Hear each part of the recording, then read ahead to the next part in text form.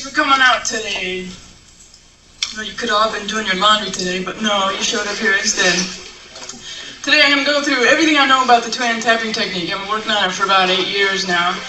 And I'm going to go through a series of solos and show you everything I know. As far as action, I usually don't use this extra damper. I usually just use this one, but it had extra notes for the last thing. There's a couple places you can get this. The easiest one to find is called the Kleenex damper. They advertise in the back of Guitar World usually. It's $50, and what I did, I started out with a sock. If you don't have $50, just take an old gym sock and tie it around the first fret, and it dampens pretty well. But it looks pretty funky, and an advantage to this one is that I can just lift it off the strings so I can get open strings or harmonic real quick. The Kleenex damper is a little different than this. It has foam rubber material that goes against the strings, and I changed that and had piano string damper material. And then I added a piece of metal out to the side so I could flip it out of the way in a hurry without damaging the material. And this one is made by a farmer that's hard to get a hold of, so the Kleenex is the easiest to get a hold of, or your sock. And I'll do the before and after test so you can see the difference in noise. It really shuts it up a lot. So when you got all 8 fingers on the neck, it's really hard to control the open strings ringing out. It's still a little noise, but it cleans it up pretty well. Let's see. The first tune I started off with was Fly the Bumblebee. That was in the July issue of Guitar Player a couple years ago. Basically, the first 9,000 notes. It's a hell of a lot easier than it looks. It's just taking the index finger and tapping on the string, pushing off to the left-hand fingers. I'm just tapping and pushing down like as if the finger was a pick. Usually, if I have one finger in the right hand pushing to the left, I push down towards the ground. If I have two hands in the right finger, 2 fingers in the right hand, pulling off to the left hand, I usually push up towards the sky. All that was pulled up. It's such a relatively new technique compared to trumpet and saxophone technique that's been around forever, that everybody that picks it up does it a little bit differently, so just experiment and see what's going to work for you. So Fly the Bumblebee, the whole first 90 notes was just one pattern.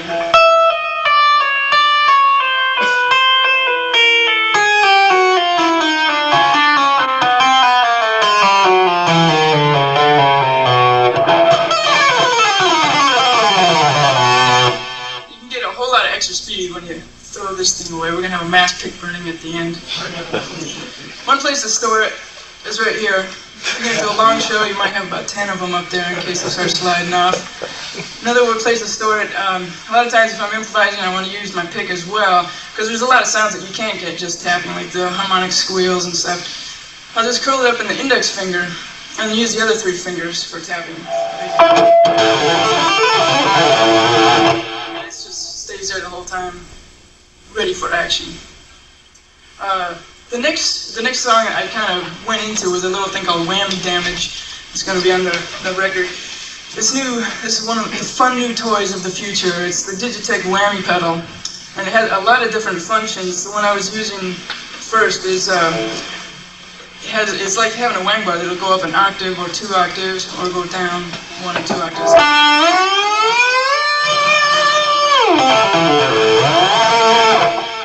Fun new toy, y'all gotta get one. They list for about $250 too. There's a lot of different modes on it too. It's got one whole section that's harmony. You can get like an octave. It's a 50-50 mix with the real note. You can get a 4th higher, 5th higher. And depending on which way the foot pedal goes, you can have a 5th higher than the real note, and then move your foot back so it's a 5th lower. So it's a pretty versatile thing. It also has a mode that goes down a whole step.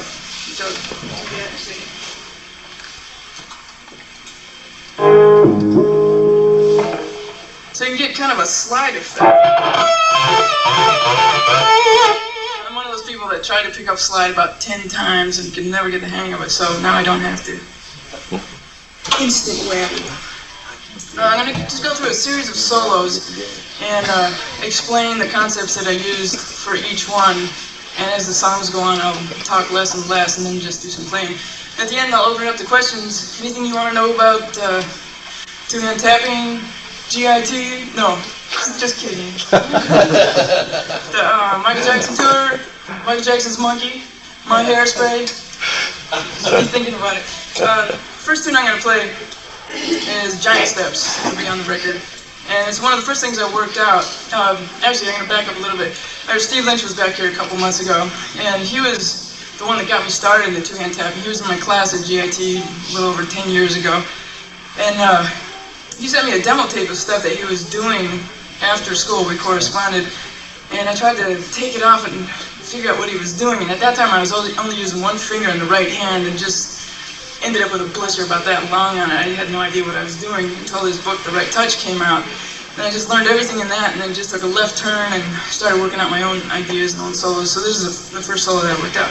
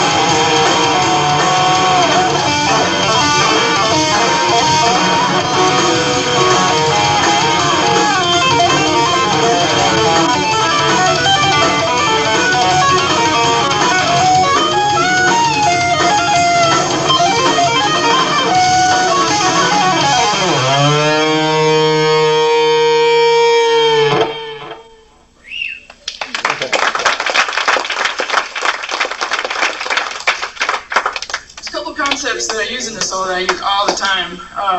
When you have a minor idea, whether it's a minor pentatonic or a minor arpeggio, you can take that idea and go up a perfect fifth interval on the right hand and do the exact same shape. Like if I'm doing a minor shape straight across the fifth fret, it being an A minor idea, I could go up to E minor in the right hand, hit the notes and pull off to the left hand. And all the notes I use in the right hand are going to work in the key of the left hand. Likewise, if I have a major idea, and I'll repeat this a couple times, for instance, an A major 7 arpeggio, I can go up a perfect fourth in the right hand, hit D major 7, do the same thing, tap one note and pull it out to the left hand. And generally, I'll put the left hand on autopilot and only watch the right, because if you're watching Bo, he'll end up puking on your neck. And that's how I started off the solo, was taking the harmonies of B major 7. So I took a B major triad at 9 in the left hand, and then went up a perfect fourth, since it was a major idea, did the exact same thing, exact same shape in the right hand, and pulled off.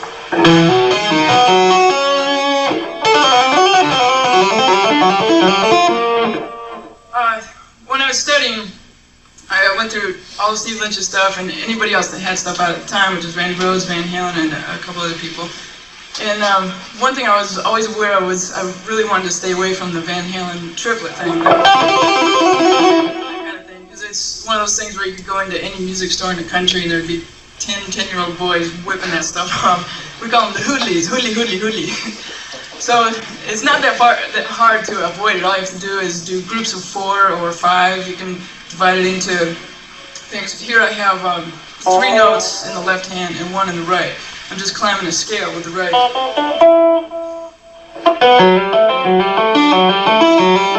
Or you could do groups of 3 in the left hand, 2 in the right, or actually you could get it up to 8 fingers, 4 in each hand.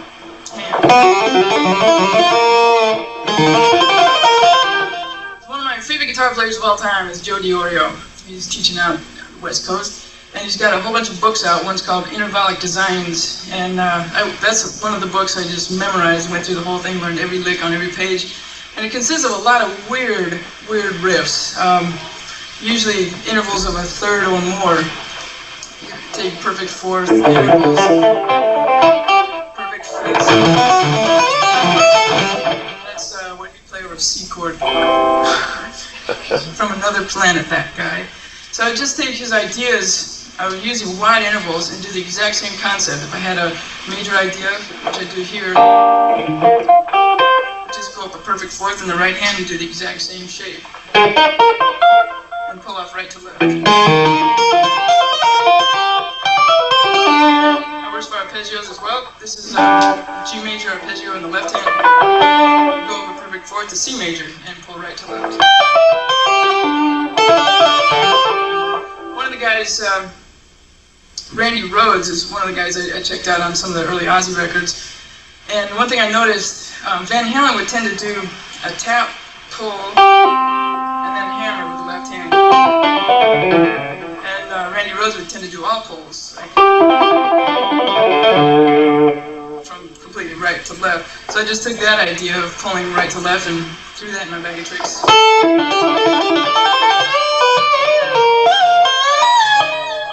For bending, still the power comes from the left hand for me. You can use the strength from both hands to get real high bends, but you gotta have some spare strings because you might break a few. Generally, the right hand is just used for fine tuning, and the power is still coming from the left. For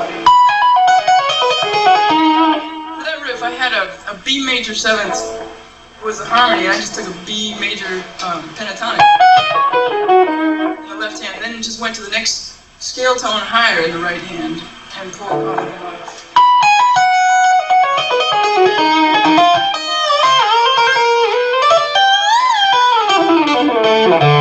At one time, well, still one of my favorite players on the rock side of things is Jeff Beck, and I learned every solo on Blow by Blow and Wired, and would play along with the records. And one thing that used to always burn me is that his right hand or his left hand tremolo was always faster than mine. I could just never quite keep up with what he was doing on record until I discovered the power of the right hand. And this is about as fast as I can do it. And the right. So it sounds like a Jan Hammer riff or something. So I just threw in some tremolos there.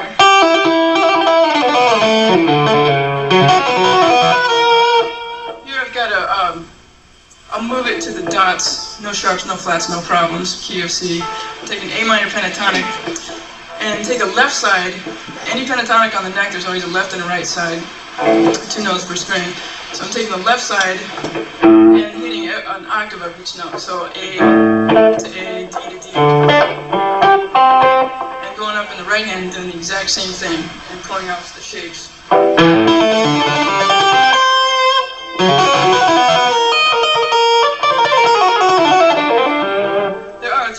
Chords in music, major, minor, and dominant. And all the freaks that usually end up in the dominant category. Sharp 9, flat 9, sharp 5, flat 5, augmented, diminished, whatever. They always end up there. And it's always a free-for-all whenever you run into that chord. You can just about get away with playing any note except for the major 7th, because then people would laugh and point, and it would be a problem. So as long as you get away from the major 7th, you can use any chromatic tone. So here, the harmony was a D7, and I just played a whole tone scale on top of it, just to take it outside a little bit.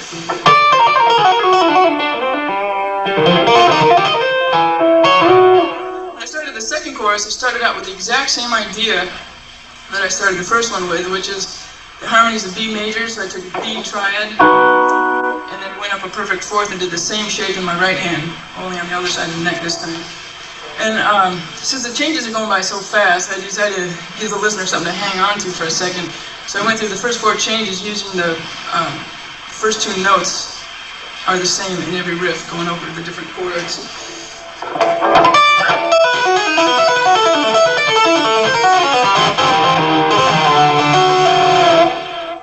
As far as harmonics with 2 hands, you've probably all experimented with getting harmonics, natural harmonics from the 12th fret, 7th, 5th, and depending on how much distortion you have, you can get a whole bunch in the first couple of frets, between the frets.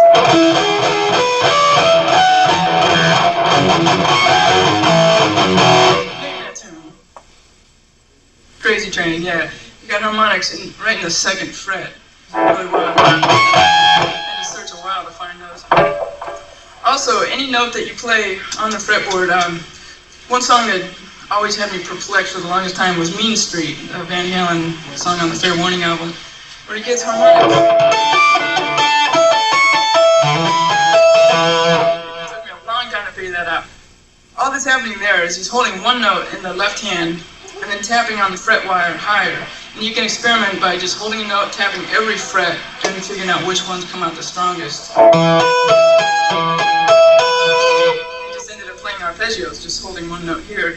Because at first I was taking them off and going, well, one harmonic's up here and one's down here, and he probably just went like that. Yeah, that's it. I almost ended up in a straitjacket trying to get that solo happening. And all I did here was take a D7 sharp 9 chord and tap out the exact same shape an octave higher.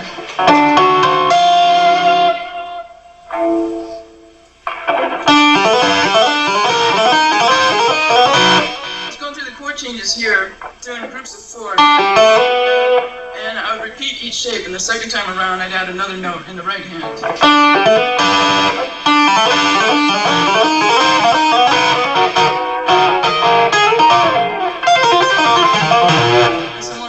Stuff, just running the shape of an E-flat major chord. And since it was major, I went up a perfect fourth and did the exact same shape, pulled right to the left.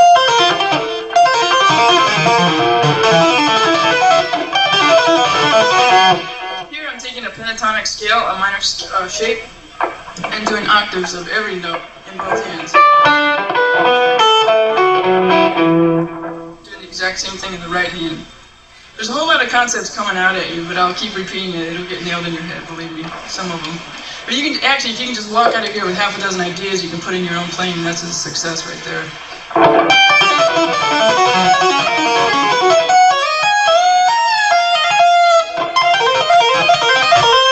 Here, I'm doing the Van Halen kind of thing, only just climbing scale steps south, maybe, west. I don't even know what town I'm in.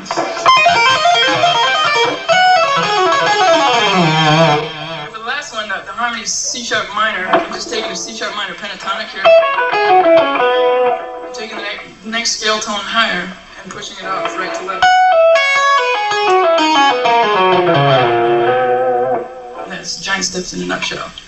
Next tune I'm going to go into is Wanna Be Startin' Somethin'. That's going to be on the record. It's a Michael Jackson song from Thriller. And it used to be kind of funk, but I fixed it.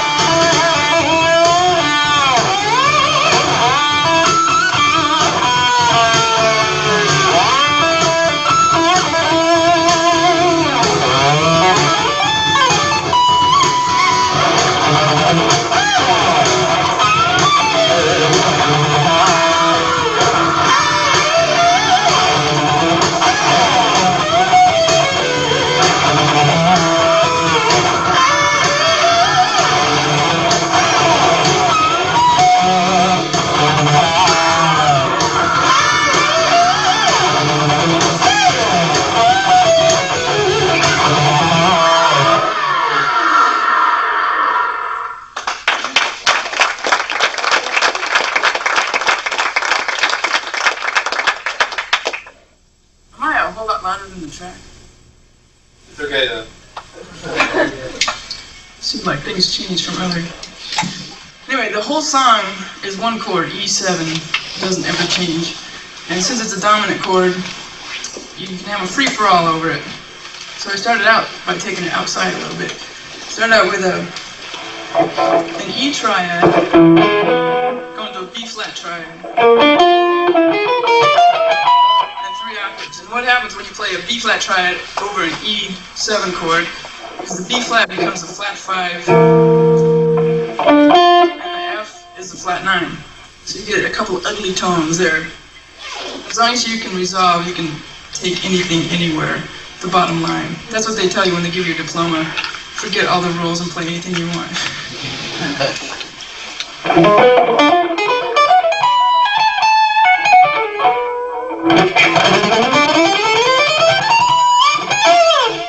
Like that was influenced by Steve Morris. I was really into him big time for a while. And he put out a tape called Hot Licks.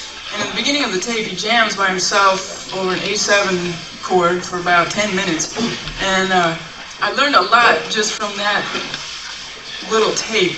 A couple things. One thing is when he plays over dominant chord, or probably when he plays over anything, he resolves the first phrase, third, fifth. He'll always resolve on anything but the root, like the third, flat 7, or the fifth.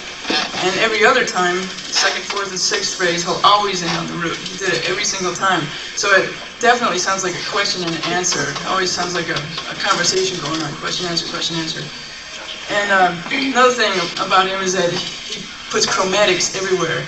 So for an E7, he would tend to mix 3 scales together. One would be the blues scale, E minor blues. Another one would be E mixolydian. And the chromatic scale, which pretty much covers the whole world. And so for this riff, I went from the minor third of the chord chromatically up to the fifth, and from the flat 7 up to the root. And 3 octaves.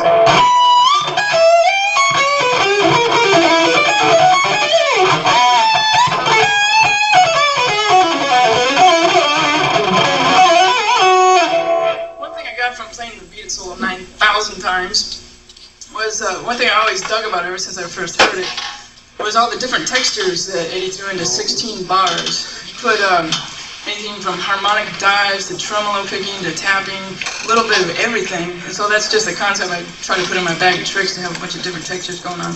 So for this riff, instead of playing real staccato, I just took one finger and did a slide with it just to get a whole different sound. Also doubles as a lick for looks for MTV. You gotta have your licks looking good. Once you got your music down, start practicing in front of a mirror and go, how cool does this look?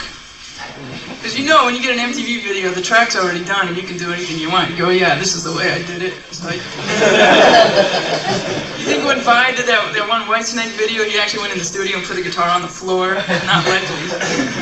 So, leaves it. In fact, here's one of my faves. It's like Michael Jackson moonwalking on the fretboard. It may not sound too cool, but at least it looks good. One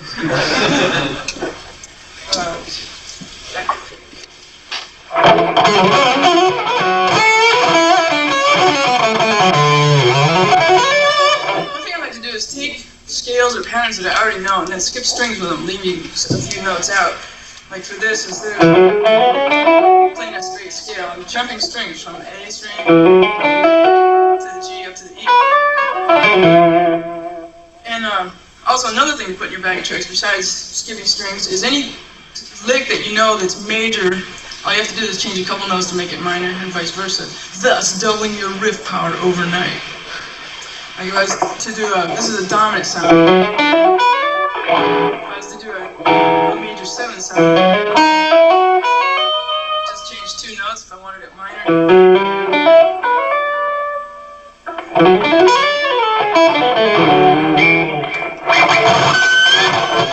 Yeah. To get those pinch harmonics, you usually got to pray. This is like a 50-50 chance, you just kind of hope. That was always one of the hardest things to get across to students when I was teaching a lot. But I noticed when I do pinch harmonics, I kind of get down towards the nose of the pick more than I would if I was just doing another kind of run. And I know my fingernail always ends up gray, so I know my fingernail crosses it too. So that's, and it depends on where on the string that you hit it too. You get different harmonics coming everywhere. Like the, what was that ZZ Top solo that was all harmonics for half hour?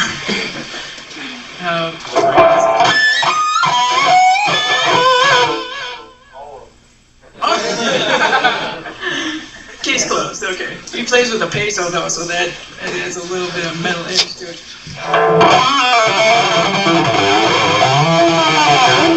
This is one of my closet rolling riffs. Just hammering on an octave of E and then gently driving the bar into the body of the guitar. For that, when I went to the tab, I just curled the pickup in the index finger and used the second and fourth finger. For a long time, I only used the three fingers of the right hand because I thought this was a retard, and eventually I worked out a tune just to get the picking together. Now it's one of the strongest pull-out fingers. So if I have a pick, I'll usually use the second and fourth finger to tap. For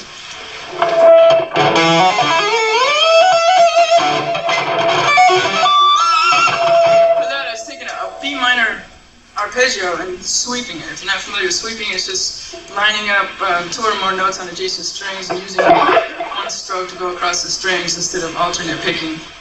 So I had three notes and just went straight across. I tapped another note higher.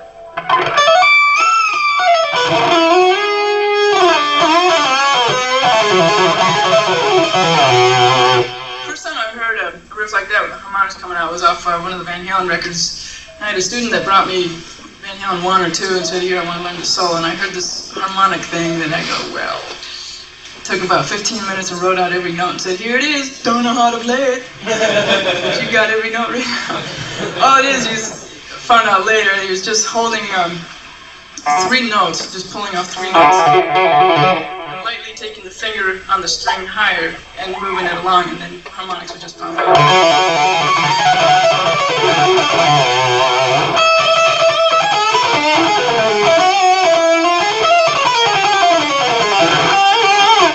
Even though I'm playing over E7, I'm playing an F diminished scale, just to get a lot of outside notes. Take it outside for a minute. That's it for that tune. The next one I'm going to jump into is a little solo piece called Tappers Anonymous. It's for the new wing at the Betty Ford Center for people that can't stop tapping. I have my own room there.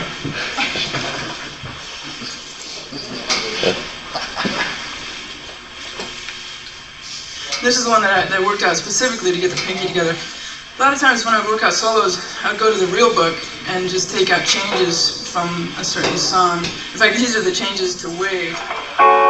You might have heard that in the dentist office while your teeth are being drilled one time.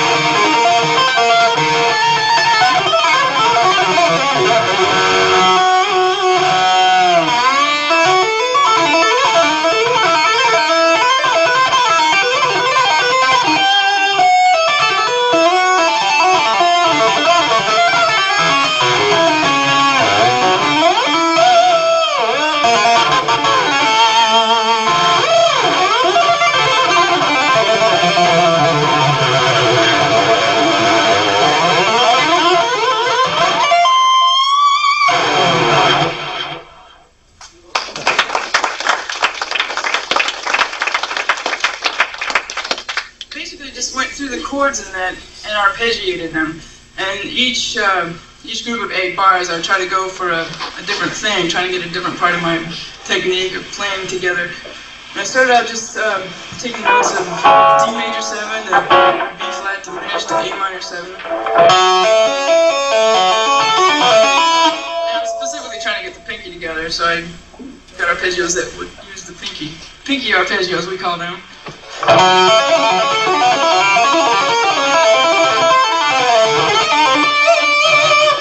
Here's an example of how you can take the same riff. Chords go from G major 7 to G minor 7. So I took the same riff twice and just changed the notes in the first riff to fit the notes of the second riff. So you got notes from G major to G minor.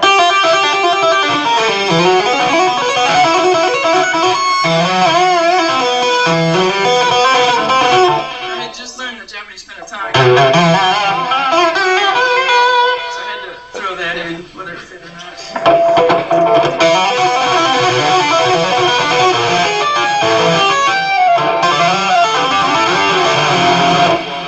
For that, the chords are D minor 7, G7. I just took a D minor pentatonic, and just since there's 2 sides to a pentatonic, you can divide it up into right hand and left hand. It's just pretty much taking fourths and sliding them. For the second 8 bars, I wanted to stay on one string and do arpeggios. And the first one kind of looks like an optical illusion, like the hands are kind of entwined. I'm just taking a little diatonic pattern and then dividing the notes in between the 2 hands. And I'm just going through the chord changes, getting arpeggio tones, and the hands divide as they're searching for the chords going by.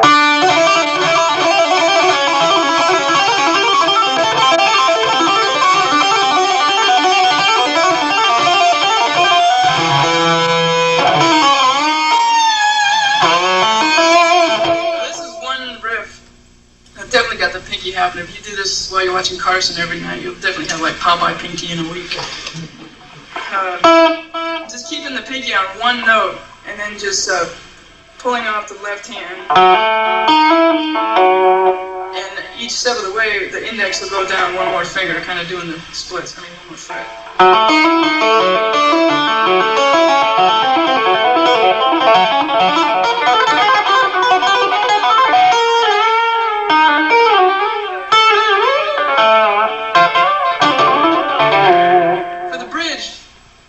One shape I like a lot, using 159. You've heard it in a lot of Satriani's music, and even before that.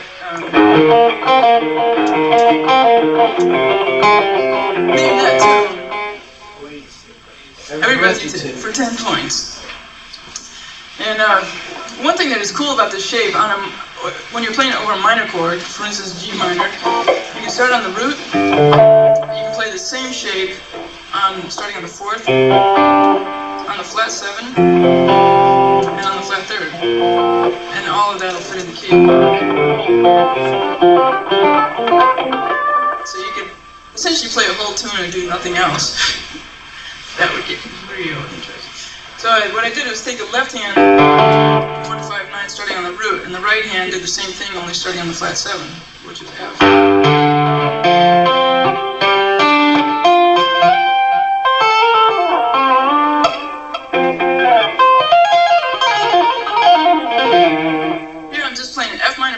Left hand, and an F minor pentatonic right hand, and just pulling off the right hand to the left hand. So a lot of notes are being repeated.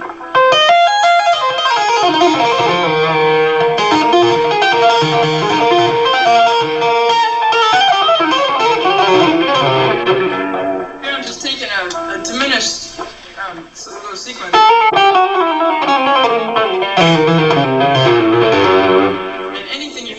You can always go up an octave, and you get kind of a chimey effect, repeating it with the right hand up an octave. Like if you just play an A minor pentatonic in both hands, it has a new age effect. It kind of makes you want to eat tofu and sprouts.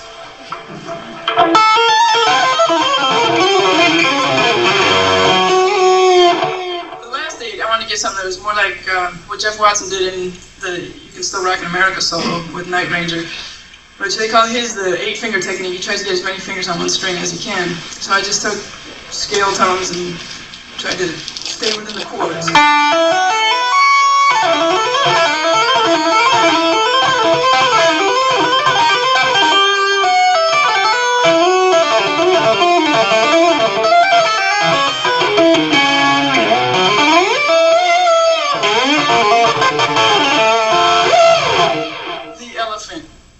Everybody needs an elephant sound in the bag tricks. What I'm doing is just tapping from the G string to B string, straight across. And as I slide up the strings, I'm also bending the G string only, whole step. Sounds like jungle graffiti. And as you slide back, you just release the bend. It's like a baby elephant. Mama elephant. We got the whole family within the fretboard. Then I took a D minor pentatonic and just tremoloed between the two hands.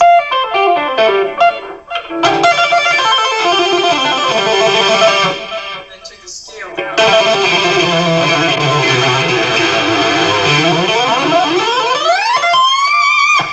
There I was just hitting octaves of D and A. And I would tap and slide, and as soon as I would push off with the right hand, the left hand is there with the same note. And as soon as that sounds, it slides also. You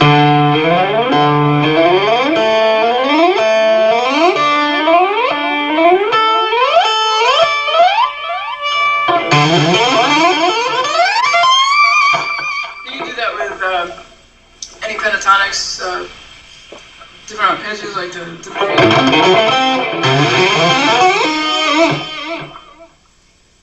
Now it's time to rock again. This one's called Mental Graffiti.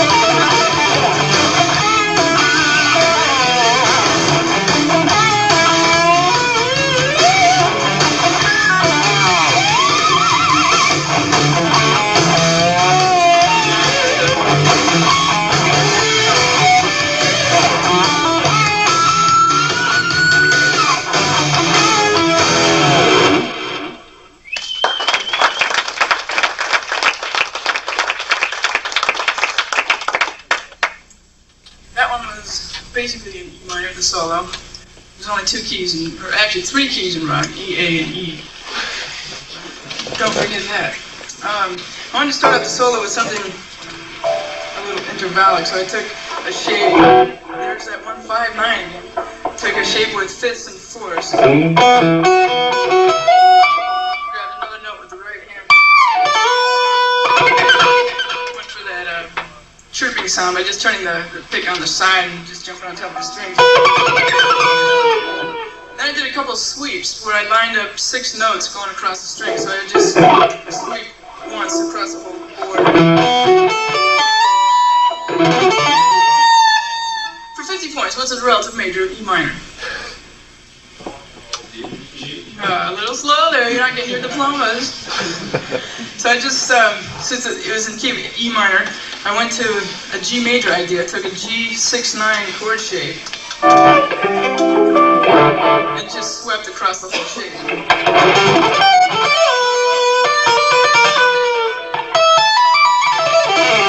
I was basically thinking E minor pentatonic here in the right hand. I did the thing where I skipped strings, going from the E string down to the G, down to the A, and pulling off pentatonic notes in the left hand also.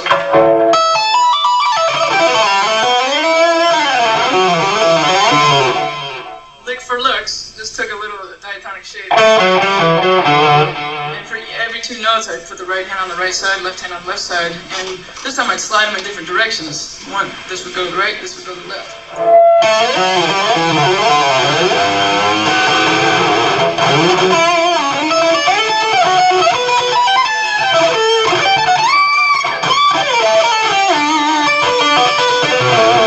Playing the exact same thing in both hands here. Just an octave higher in the right hand. One thing about the two-hand thing is you can get your hands really far apart and get wide intervallic skips without hurting yourself. So here I'm down at the 5th fret, jumping up to the 19th with the right hand.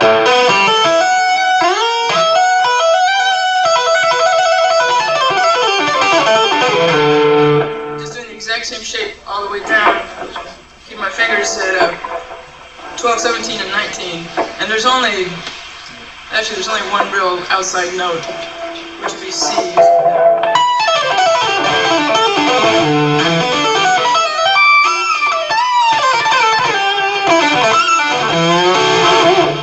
I'm taking a shape.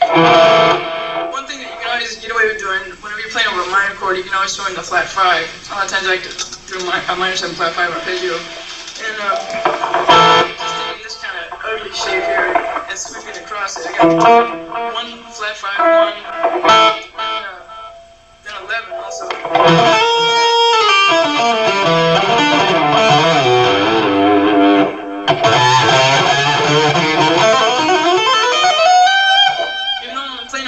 I'm throwing in a diminished idea there. And it's just a shape that I'm using the same shape diagonally across the strings, hammering the first finger to the 4th and back, and then landing on the 2nd finger. Going up in flat 5 intervals doing the same thing.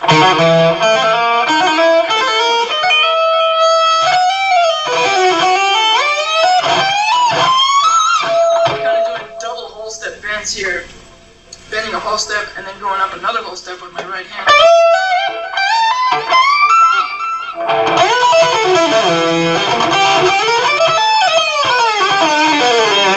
Some more rollades riffs, just gently dropping the bar a little bit as I'm pulling off 3 notes per string. Give that falling effect.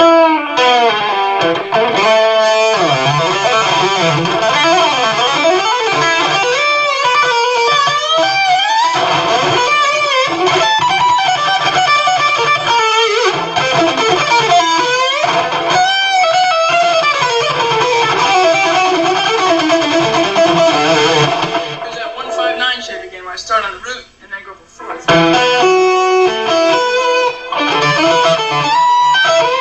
On the way down, even though it's just an E minor chord, I'm throwing a bunch of different arpeggios on it. I start with an E minor, then D major, then C major, then B major.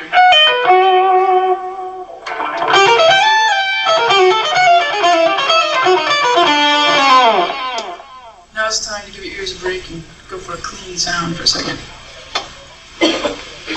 Give my ears a break. I'm talking about. Can't stand this sound. New strings.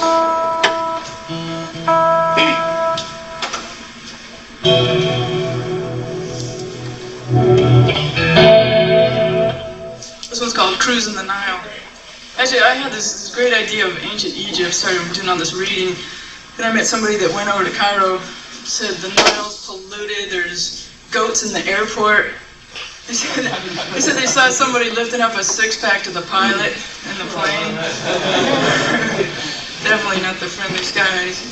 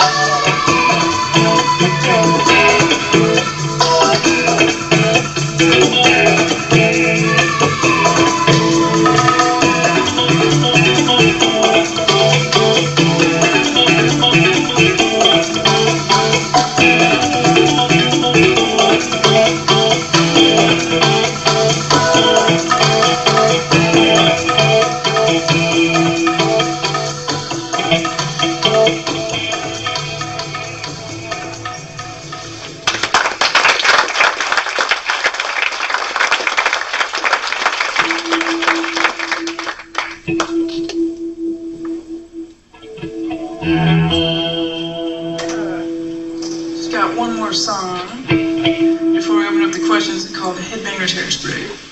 Check that out. I'll stay like this for 2 weeks. I can't go out in the rain though, that's a problem.